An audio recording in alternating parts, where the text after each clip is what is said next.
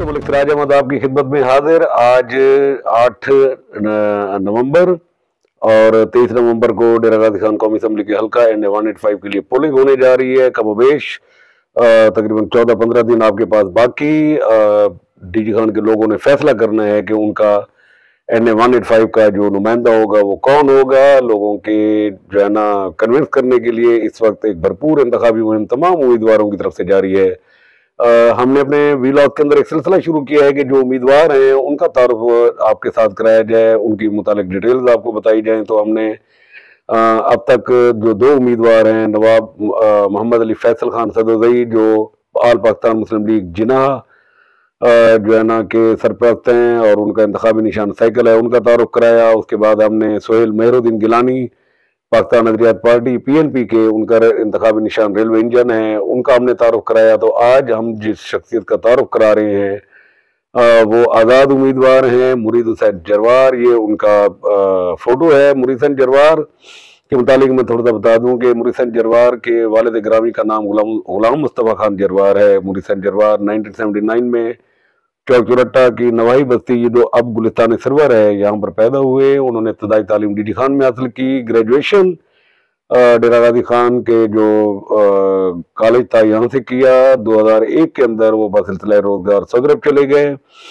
कुछ अर्सा उन्होंने सऊदी अरब के अंदर काम किया। उसके बाद वो दुबई मुंतकिल हुए और दुबई में भी कुछ साल उन्होंने गुजारे। 2010 में उनकी वतन वापसी हुई। 2010 में आते ही उन्होंने पाकिस्तान तहरीक इंसाफ के वो सपोर्टर बन गए, उसके वर्कर बन गए।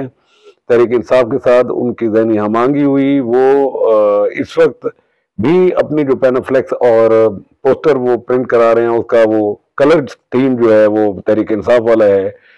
तो उस पर 2024 में 8 फरवरी 2024 को होने वाले इलेक्शन के अंदर मुरीद हुसैन जरवार ने आज़ाद हैसियत में पहली बार हिस्सा लिया और PP 288 से इलेक्शन लड़ा, लेकिन उसमें वो कामयाब नहीं हो सके। उनका इंट्रोडक्शन कम था। 2025 के ज़िमनी इलेक्शन के अंदर वो एक दफ़ा फिर NA के उम्मीदवार हैं। उनका इंतखाबी निशान बेंच है। इस वक्त वो अपनी इलेक्शन मुहिम के अंदर मसरूफ़ हैं। पिछले दिनों उन्होंने 1-2 शमूलियतों के ऐलान भी कराए और वो कोशिश कर रहे हैं कि किसी तरीके से वो इलेक्शन के अंदर अपना टेम्पो बना सकें और कामयाबी हासिल कर सकें। उनसे मेरी बात हुई तो उनका मौक़िफ़ ये था कि डीजी खान के लोगों की जो महरूमी और पसमानदगी है उसको दूर करने के लिए उनका मुंतखब होना ज़रूरी है। उनको लगता था कि डीजी खान के लोग जो है उन्होंने अब तक बहुत सारे नुमाइंदों को मुंतखब किया है, तो क्यों ना इस दफ़ा वो जो है ना मेरा इंतखाब करें, मैं इनकी बेहतर नुमाइंदगी कर सकूंगा। तो मुरीद हुसैन जरवार इंतखाबी निशान बेंच,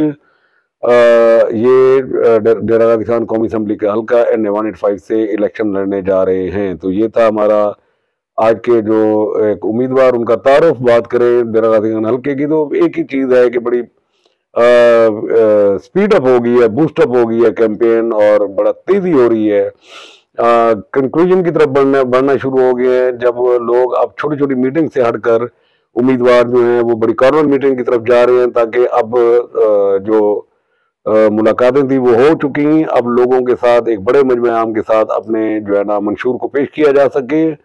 ऐसे वक्त में जब उम्मीदवार कॉर्नर मीटिंग की तरफ जा रहे हैं और इलेक्शन कैंपेन अपने मंतकी अंजाम की तरफ बढ़ रही है, ऐसे में कल 9 नवंबर को बादल मादी शाह साबिक MPA से अब्दुल अलीम शाह अपना पहला प्रोग्राम करने जा रहे हैं।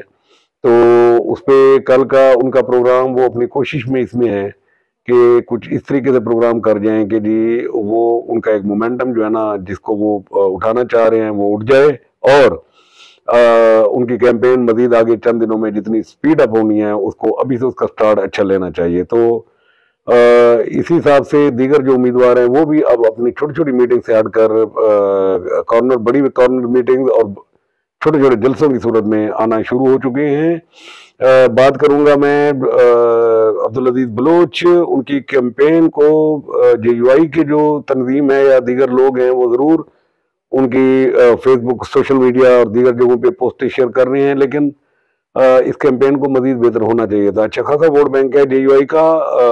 समझ नहीं आ रही कि उनकी कैंपेन स्लो क्यों जा रही है। असूलन उनको अपनी कैंपेन को थोड़ा सा मजीद बूस्ट अप करना चाहिए। लावा गजू जी अभी तक उनकी कैंपेन मुझे नजर नहीं आई। वो जरूर मिल रहे होंगे किसी से, लेकिन कोई ऐसी चीज जो नोटेबल हो वो उनकी हमारे सामने नहीं। सोहेल मेहरुद्दीन जरूर एक्टिव है, वो काम कर रहे हैं, और उसके अलावा नवाब मोहम्मद अली फैसल खान सदुद्दीन ये काम कर रहे हैं। मुरीसन जरवार अपनी फील्ड के अंदर मौजूद हैं। बात करें पाकिस्तान पीपल्स पार्टी की तो सरदार दोस्त मोहम्मद खान खोसा मुकम्मल इंगेज, फुल टाइम कैंपेन के अंदर मसरूफ, प्रोग्राम, मीटिंग्स, और अब वो जलसों की तरफ जा रहे हैं, तो उन्होंने भी अपना एक अच्छा मोमेंटम बनाया हुआ है, और मुलाकातें भी उनकी जो है ना वो हो रही हैं। तो और बात करें अगर मुस्लिम लीग नून की, तो मुस्लिम लीग नून का बुनियादी तौर पर बहुत सारे लोग इस वक्त कैंपेन के अंदर मसरूफ हैं। उसामा अब्दुल करीम अपनी जगह पर भरपूर तरीके से इंतखाबी मुहिम चला रहे हैं। इसके साथ साथ हनीफ खान पिताफी अपनी मुहिम चला रहे हैं। लिगारी सरदार MPAs वो अपने मुख्तलिफ एरियाज उन्होंने अपने अंदर तकसीम किए हुए हैं, वो अपने एरियाज के अंदर काम कर रहे हैं। महमूद कादर खान भी बड़ी धुआंधार किस्म की कैंपेन चला रहे हैं, और बड़ा इम्प्रेसिव किस्म का उनका शहर के अंदर जो एंट्री थी वो बड़ी अच्छी रही। और इस वक्त जिस तेजी के साथ वो शहर के मुख्तलिफ प्रोग्राम कर रहे हैं, तो मुझे नहीं लगता कि किसी जगह पर वो कमज़ोर पड़े। उनके साथ अब मजीद 2-3 कुव्वतें शामिल हुई, जिसमें उसामा अब्दुल करीम, हनीफ खान पिताफी, और सबसे बढ़कर फिर सैयद अब्दुल अलीम शाह, उनका पूरा ग्रुप। तो यकीनन महमूद कादर खान के लिए कैंपेन निस्बतन आसान है बनिस्बत पाकिस्तान पीपल्स पार्टी के उम्मीदवार के, एक बड़ी टीम, एक बड़ा ग्रुप अपने अपने दोस्तों के साथ एक्टिव है और कोशिश कर रहा है। तो इस कंपैरिजन को देखते हुए मैं कहा करता हूं कि सरदार दोस्त मोहम्मद खान की जो टीम है उसको बहुत मेहनत करनी पड़ेगी अपने उम्मीदवार को ऊपर लेकर आने के लिए। उस पर यह है कि पार्टी का नजरियाती वोट को एक्टिव होना पड़ेगा, उनके अपने दोस्तों को नंबर ऑफ प्रोग्राम बढ़ाने पड़ेंगे, और उस पर जिस उम्मीद पे वो हैं कि जी शायद हमें PTI का वोट कोई डाइवर्ट होगा, तो उसके ऊपर भी उनको फोकस करना पड़ेगा। बगैर PTI का वोट जो हमें नजर आ रहा है, थोड़ा बहुत जो तकसीम होगा वो होगा, उसमें PP को भी जाएगा, नून को भी जाएगा। मेजॉरिटी जो है वो PTI के जो लोग हैं वो इलेक्शन से मुतनफिर हैं, और वो इलेक्शन के बाइकाट की तरफ जा रहे हैं। इनको अब एक्टिवेट करना है, इनको मोटिवेट करना है, और अगर अब अपना वोट बैंक में इजाफा करना है तो फिर इन पे काफ़ी मेहनत करनी पड़ेगी। ओवरऑल कैंपेन में अब थोड़ी सी तेजी आई है, जो एकदम कूल डाउन थी, या लोग हल्कों की तरफ थे, बाहर के जो मुजाफाती इलाके थे उनकी तरफ मसरूफ थे, तो अब पूरी डाइवर्शन शहर की तरफ हो चुकी है।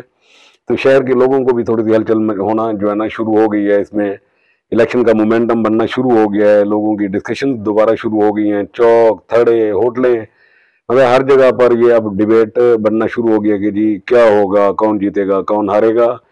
तो ये फैसला डेरा गाजी खान की आवाम ने करना है। डेरा गाजी खान के लोगों का फैसला अपने मुस्तकबिल के हवाले से करेंगे कि वो किस उम्मीदवार को वोट देने जा रहे हैं। ये अब 23 की शाम को ही पता लगेगा, 23 नवंबर की शाम को, कि इस DG खान के हल्का N185 के अंदर शेर दहाड़ता रहा है, तीर चला है, साइकिल चली है, बेंच पे लोग बैठे हैं, या फिर रेलवे इंजन के ऊपर सारे सवार हुए हैं, तो या घड़ियाल पे वक्त देखते रहे अल्लाह बख्शे जी का। तो ये देखना पड़ेगा कि ये लोग अपनी कैंपेन को किस तरीके से चलाते हैं, और लोग उस पर क्या फैसला करते हैं। असल फैसला जमहूर का, असल ताकत अवाम की ताकत, और जो मर्जी है वो भी उनकी। तो लोगों का माइंडसेट देखना पड़ेगा। बहरहाल मजबूरी तौर पर कंपटीशन दो की प्लेयर्स के दरमियान, पीपल्स पार्टी और नून लीग के दरमियान, और दो बड़े धड़े आपस में लड़े हैं, और देखते हैं कि जी इस पे आने वाले दिनों में क्या होता है। नफ्सियाती, साइकोलॉजिकली, हुकूमती अम्ब्रेला, और फिर MPAs, MNAs और बड़े बड़े ग्रुप्स,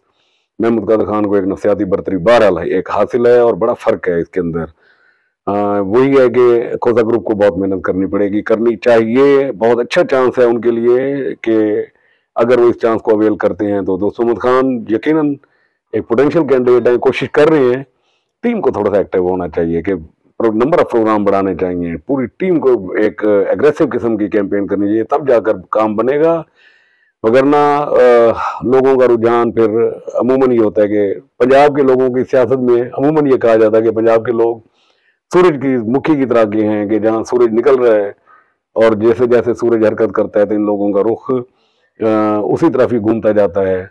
ये अमूमन एक बात है जो कही जाती है, और इस वक्त इक़्तिदार का सूरज मुस्लिम लीग नून का है। देखते हैं लोग इसके ऊपर क्या फैसला करते हैं। तो इंशाल्लाह कल आपकी खिदमत में दोबारा हाजिर होंगे, तब तक के लिए इजाजत। अल्लाह हाफिज।